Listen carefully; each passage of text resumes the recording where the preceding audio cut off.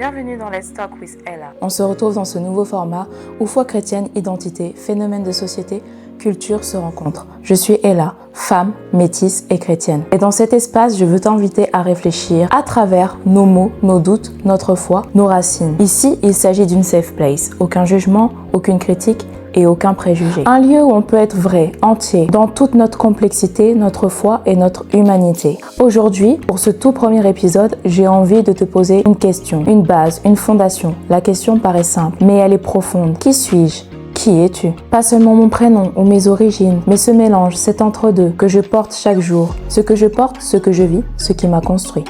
Quand on est métisse, on apprend tôt à jongler. Jongler entre deux cultures, deux façons d'aimer, deux manières de voir le monde, deux éducations, deux façons de vivre les émotions, la spiritualité, le silence, l'amour. Ajoute à ça une foi chrétienne, parfois rigide, parfois libératrice, parfois silencieuse sur notre vécu. Et ça donne une identité riche, mais parfois complexe. Dans cet épisode, je veux te parler de mon parcours, de comment j'ai grandi entre deux cultures. Entre culture congolaise de mon père, vibrante, chaleureuse, exigeante, pleine de symboles et de respect, et la culture française de ma mère, marquée par une certaine liberté, des valeurs républicaines, un esprit critique fort et une vision parfois du monde très cartésienne. Et au milieu de ça, j'ai rencontré Dieu, ou plutôt il m'a trouvé, et mon chemin n'a pas été simple. Je veux aussi te parler des fois où je ne me suis pas sentie assez. Pas assez noire pour certains, pas assez blanche pour d'autres. Dans certains pays, je suis blanche, dans d'autres, je suis noire. Et parfois pas assez spirituelle, selon les normes chrétiennes.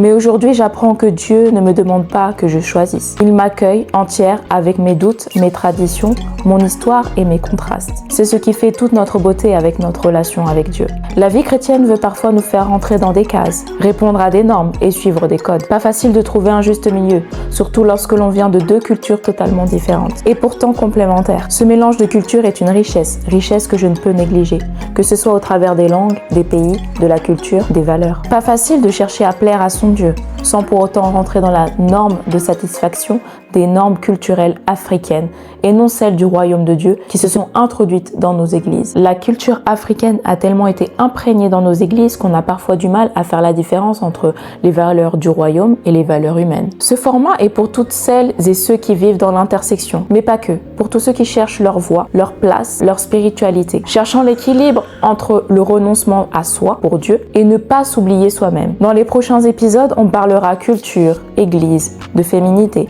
de lutte sociale, parfois même politique, et toujours de foi. Je t'emmène dans des réflexions, des témoignages, des discussions avec des femmes, des hommes parfois, toujours dans l'amour, dans la foi et dans l'authenticité. Mais avant ça, j'aimerais te poser une question. Et toi, qui es-tu ? Pas juste ton nom, ton essence, ton mélange, ta lumière, ton parcours. Si cet épisode t'a parlé, n'hésite pas à t'abonner, à me laisser un message sur Instagram. Tu n'es pas seul.